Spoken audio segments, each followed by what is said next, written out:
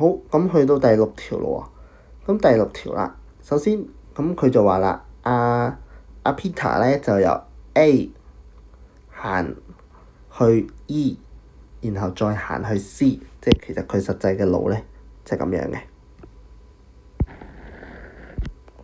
然後咧再咁樣。好啦，咁首先第一樣嘢，咁我哋就諗下點樣計佢嘅距離咯。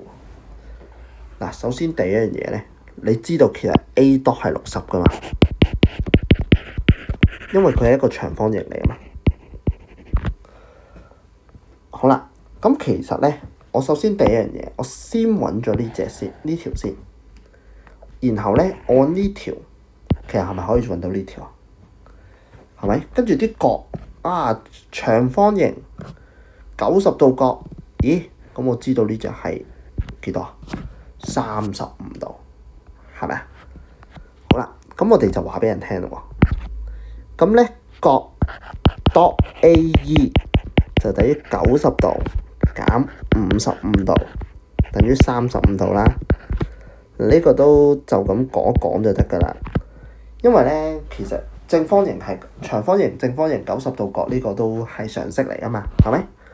好啦，咁我哋抽幅圖出嚟睇咯喎。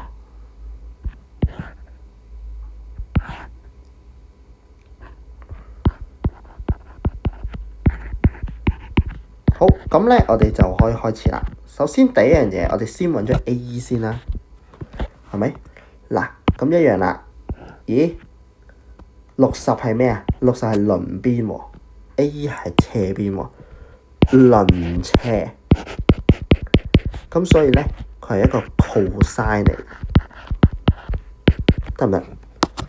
好啦，咁咧我哋就將佢乘過去啦。咁我哋呢條就快少少啦，調一調位。好啦，咁 AE 咧，你會做到係幾多咧？你就會做到係73.246啦，係咪？嗱，今次我哋唔使攞咁多個位啦，因為題目話一位小數啫。係啦，我哋唔攞咁多啦。好啦，然後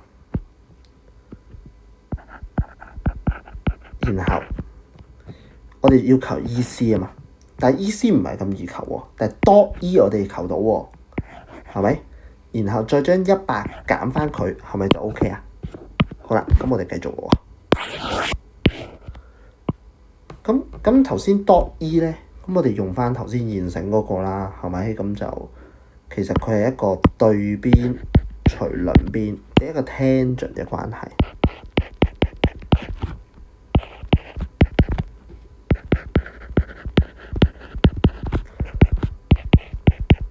好啦，咁我哋將個60乘過去啦，咁咧你就會做到 dot E 係幾多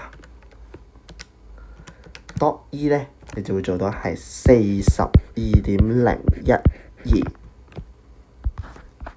好啦，咁最後啦，佢話個行走嘅距離係咪？